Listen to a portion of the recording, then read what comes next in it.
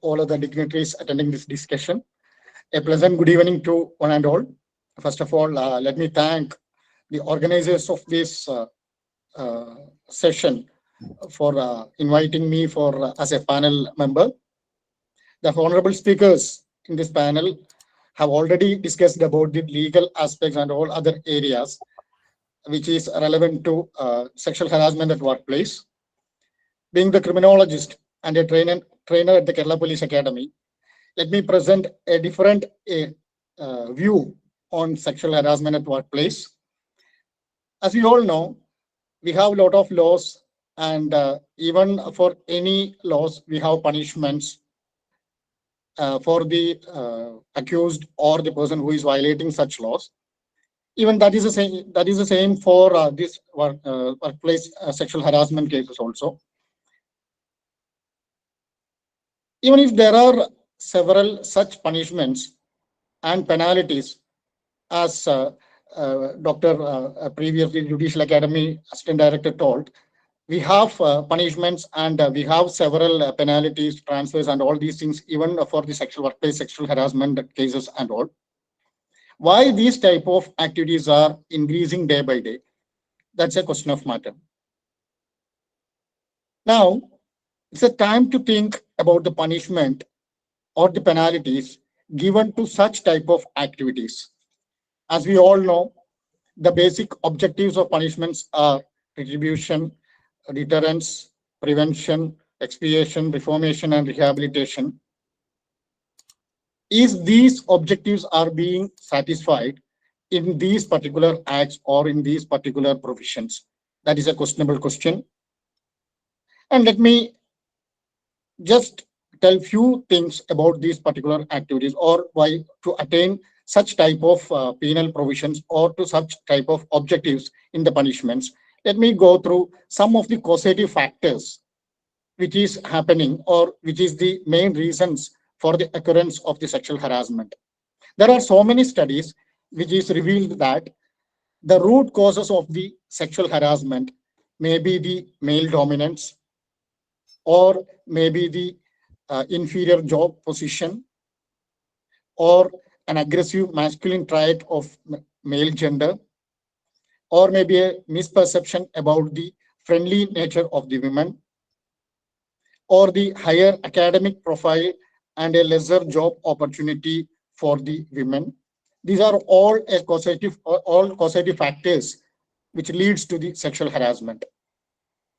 And again, if we are moving in a sociological perspective, we can see that the socialization process,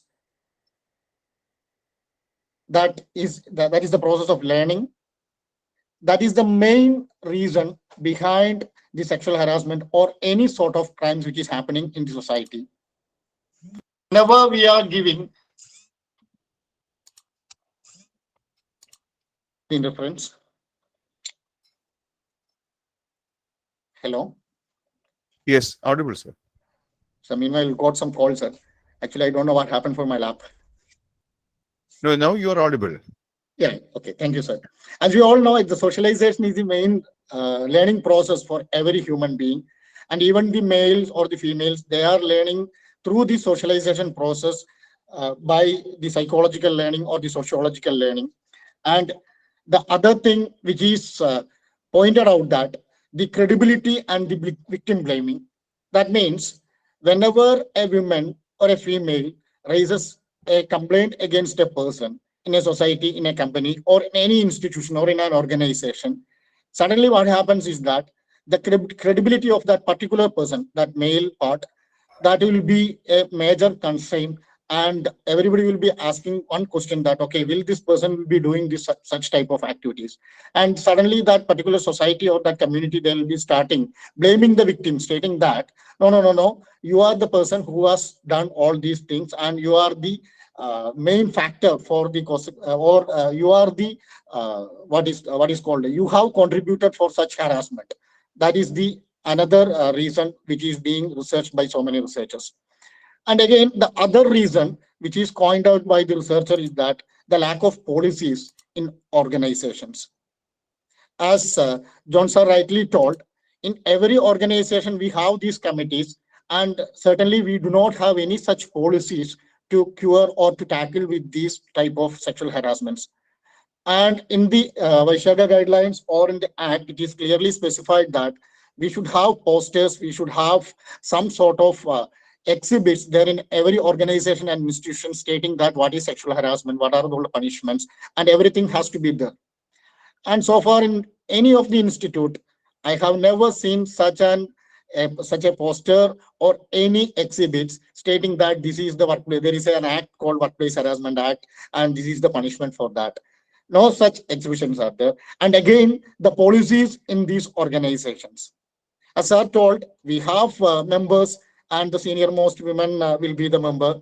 And in so many instances, even we have experienced that in so many instances, when a complaint is registered or raised by a person, it's very difficult for them to tackle with these legal professions and what are all the things has to be taken over, what are all things has to be done. And the other area, I'm just going little fast as the time is something like 6:40. And the other reason which is coined out by the researchers are alcohol and drugs. That is the major contributing factors for a harasser to harass a woman. And the types which is being discussed or defined by the researchers, that is, one type is the opportunist, who will be a harasser whenever he is getting an opportunity. That is one type of harasser. And the other one, who is a power player, who is having power, authority over the persons or the members of that particular organization, especially with this movement, and he'll take that as an opportunity. And the serial harasser, who is a harasser, he is compelled to do that particular type of harassments. It is compulsive in nature. And again, the situational harasser, again, it's a psychological this thing, and he won't harass the woman every time. Sometimes in a particular situation, he may harass the women.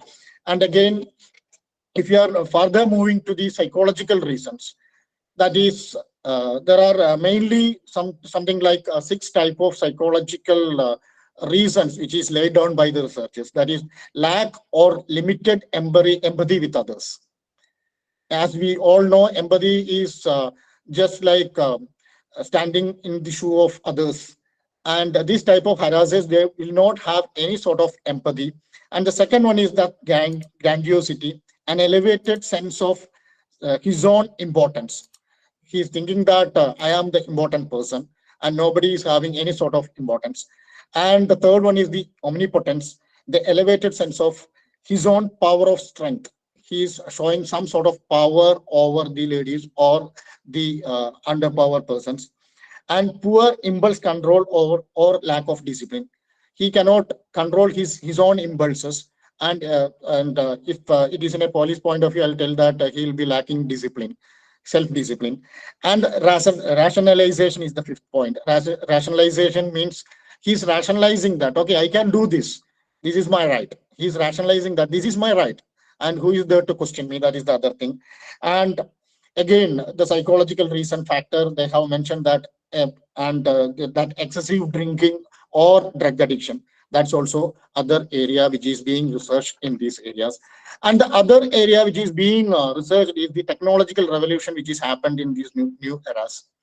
As we all know, in this technology, especially this industry, IT, what happens is that any person is very easy for any person. It's very easy to access this pornographic sites. I'm directly going to that pornographic sites. So many researchers, even we have conducted so many researches and studies, we came to know that whoever addicted to these pornographic sites and all these things, what happens is that, after a particular period, whenever these persons, those who are addicted to these particular sites, whenever they are seeing a girl or a woman, they are having a feeling, that a sense of psychological impulse, that all these girls or women are made for only this harassment purpose or for sexual utilization purpose. That's a sort of psychological addiction which is happening to these persons, those who are addicted with the sex or pornographic sites. These are all the things. And now I'm not going in detail, and I'm just forwarding one question, that whether we have to give awareness about the sexual harassment to the female community, or we have to empower them to motivate them to say that no is always no, and also to come forward with complaint against the sexual harassment. Or, and again, don't we have to give awareness to the men about the sexual harassment? Don't we have to make them understand the psychological and physiological trauma facing by a woman when she is sexually harassed? This has to be taken into place. And again, I'll tell you one more thing is that wherever we are giving training, we are always, suppose we are giving gender training, gender sensitization training, we will call some 100 or 200 women participants, and we will give all sorts of gender sensitization courses and gender sensitization awareness programs to all these women participants. Don't we have to give this awareness program to the male community, whom we have to more sensitized that, okay, they are also, the women fraternities are also the equal rights like men. Whenever we are giving these sexual harassment training programs also, we have to give more emphasis on men, since in as per this act, as per this law, the accused or the harassers are, majority of the harassers are men. We have to give them the training program. And again, as one of the collaborating agencies, KeLSE, Legal Service Authority, Mr. Sir, I'll put forward one more thing, that we are giving legal education at school levels in so many areas. Why can't we think about legal studies as one of the subject at the school level itself, so that we can develop a community who are legally motivated, legally sensitized, and a community or a society or a generation who is abiding the law by self-motivation rather than force. Even if we can do such, we are giving the moral classes to the students at the school level itself. If we are giving some sort of legal awarenesses, and if you are giving, I'm not telling that we have to teach them all the 511 sections of IPC and all. I'm just telling that we just wanted to tell them that, or we just wanted to teach them that, okay, this is the essence of this particular law. This is the essence of this particular act. This is the objective of enacting this particular act.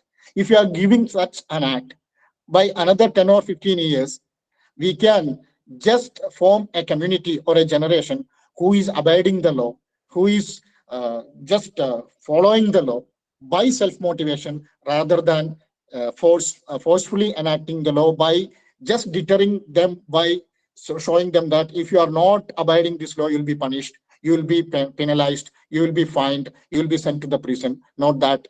They have to be they have to be a self-realization that I am there to abide all these laws.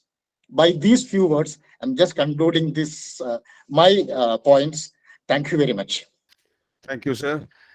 Now, let me invite the last resource person of the day, Dr. Taji GB, who is the Assistant Professor at Government Law College, Ernakulam, and she is also the advisor to the National Women's Commission. So it's my honor and privilege to welcome Dr. Taji to deliberating her views. Thank you, sir. Respected moderator, Dr. Girishankar sir, Kamanish sir, and John Varghese sir, and my colleagues, my teachers, and my students. At the onset, I thank the organizers for giving me an opportunity to be a part of this panel discussion. And as per the instruction of the organizers of this panel discussion, I limit my speech within three important aspects of the legislation.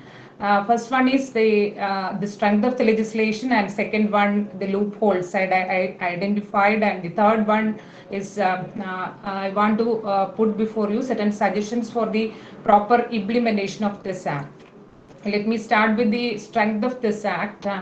As Girishankar sir said, India is a signatory of SIDA, and India is bound to make such legislations because the SIDA defines discrimination as an exclusion or restriction.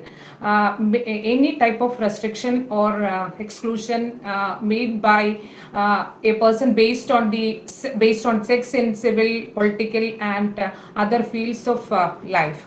Other fields includes within it this sexual harassment or harassment, any type of discrimination within the workplace. And as a signatory of SIDA, India is also bound to protect women from different types of sexual harassment. And that protection is ensured not only from we can enforce our rights against not only but so the state is bound to protect the India is bound to give certain legislation in such a way as to protect the rights of women at workplace if any discrimination is committed by any person or enterprise or an industry. So we all said that this sexual harassment is a human right violation under Article 14, 15, Article 19, Clause 1G, etc. So normally we can enforce a fundamental right against the state, but in this particular case we can enforce our fundamental right against that is sexual harassment within workplace against a particular person. If he commits sexual harassment against a woman, we can enforce that right even against a private entity.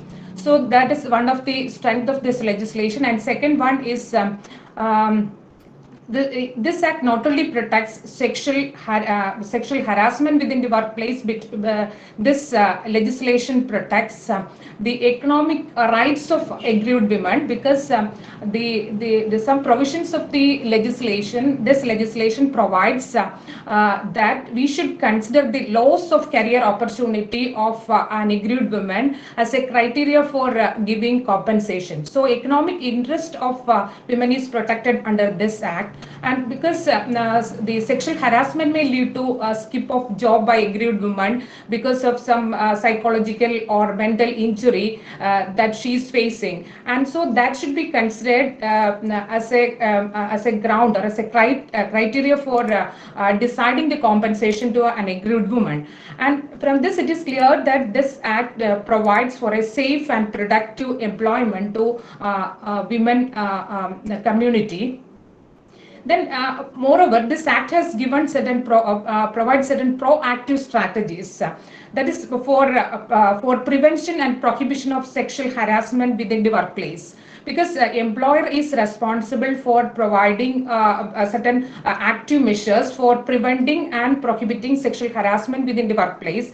They have the responsibility to introduce workshops and introduce certain training for sensitizing the employees within the group, etc. So proactive strategies can be all these are included within the ambit of this act. And this act has given a broader definition to the definition of aggrieved woman. And this protection is, the act extends protection not only to aggrieved a women employee, but we can, a woman who visit within the workplace can avail protection under this act.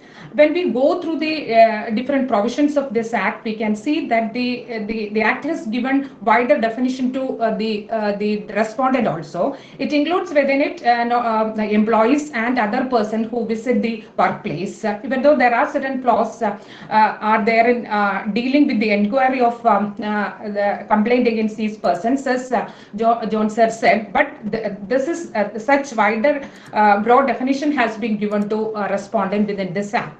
Then, moreover, the victims can file a case freely and fearlessly. There is no need of getting any permission from the superior authority for filing complaint against her superior officer, etc. And moreover, the aggrieved woman can adopt a formal method or an informal process in the case of complaint. And it is she can adopt the provision for conciliation, or she can opt for proceeding with inquiry. And it is within the discretion of the act is given this choice on the aggrieved woman, but on this, the IC can start proceedings, or they can adopt the conciliation proceedings based on the request of the complainant. So it's very important aspect or very important benefit given to the aggrieved woman. And moreover, this act is given some corrective measures also, and through conciliation proceedings or some other methods, etc., there is a chance for correction of behavior of employees within the workplace. Moreover, we can see that this act is given an institutional remedy to an aggrieved woman. A number of provisions are there in IPC for dealing with sexual harassment of women. But these, for invoking these type of remedies, the aggrieved woman needs more time and more money and legal assistance, etc. So within the institution itself, she can seek remedy. That is one of the important strength of this legislation. And another one is that confidentiality is a statutory right, and this act has given it as a statutory right not only to victim but also to the respondent. But in many legal systems, we can see that it depends. The confidentiality depends on the contractual terms of different the contractual terms between the parties, and that is not. But in India, for our legislation has recognized all these as a statutory right. So what are the loopholes identified? Because many loopholes has been identified by the panelists like Kamini sir and John Varghese sir, etc. There's no need of specifying all these loopholes again. So what I found is that it is very difficult to prove these sexual harassment before IC, because these sexual harassment, these conducts are happening within dark rooms, and so it is very difficult for the aggrieved woman to prove all these before IC. If that victim, that means aggrieved woman, is not if she is not so smart. And if she is so smart, she can take evidences by using phone or something like that. Otherwise, it is very difficult to prove all these before the IC. Then there is no proper knowledge about, as many panelists said, there is no proper knowledge about the definition of sexual harassment and the procedure prescribed within the Act, etc. Is another important demerits of while implementing this particular legislation. We can identify this as an important loophole in this area. Then members of, as Kamini sir said, the members of IC, they are not gender sensitive. They are not professionals, and so they are not in a position. Sometimes they may not be in a position to identify which type of contexts are included within the definition of sexual harassment, etc. And legal knowledge is it's a very important factor for giving a proper finding and report. But as per the provisions of this Act, we can see that there is no the seniority is the only criteria for appointing the chairperson. There is no need of any experience in dealing with women issues, etc. for the chairperson of IC. So there should be the lack of legal knowledge definitely affect the complaints of proper procedure in inquiry. Then what are the suggestions I have? So we can say that the very wide definition has been given by the Act. In the case of sexual harassment, they have given a very wide definition, but that context should be a sexually colored one. If it is a sexually colored one, we can include that particular context within the definition of sexual harassment. What I want to suggest is that there may be some other the general context from the part of colleagues or employees, etc. And it may be a gender, it may be in the form of gender discrimination. So sometimes it may be a general statement, even though it may not be a sexually colored one. Gender-based discrimination should be included within the definition of sexual harassment.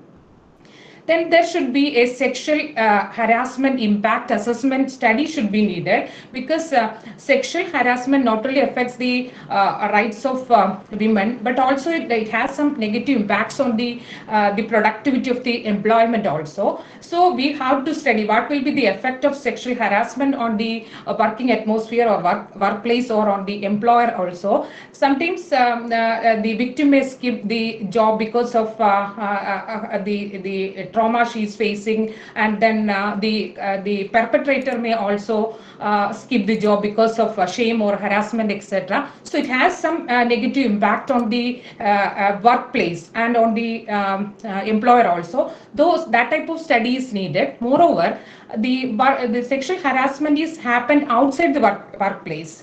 Even though it has not happened in workplace, it may definitely affect her work in the workplace. So it should be considered at the time of considering the definition of sexual harassment and impact study, etc.